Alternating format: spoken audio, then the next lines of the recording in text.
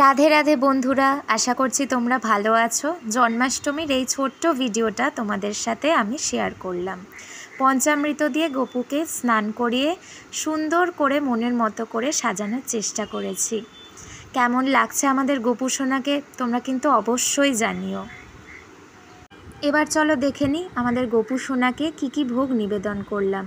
পোলাও ছিল, 3 রকমের ভাজা, পনির, পাঁপড়, চাটনি, বিভিন্ন রকমের মিষ্টি, মালপোয়া, দই, আইসক্রিম, ক্যাডবেরি, মাখন মিছরি, লাস্সি, যতটুকু পেরেছি মনের মতো করে সাজিয়ে দেওয়ার চেষ্টা করেছি। আশা করছি গপু সোনা খুব খুশি হয়েছে। আর তোমরাও কিন্তু জানিও আমাদের ভোগ নিবেদন তোমাদের কেমন লাগলো।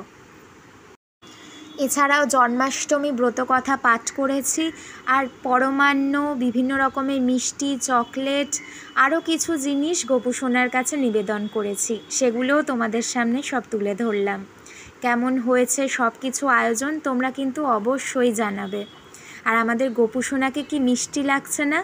সত্যি আমার দেখে তো মন প্রাণ সব জুড়িয়ে গেছে। এত সুন্দর লাগছিল আমাদের গপু সোনাকে। সময়ের অভাবে ভিডিওটা হয়তো ছোট হয়েছে, কিন্তু তোমরা কিন্তু অবশ্যই জানিও কেমন লাগলো।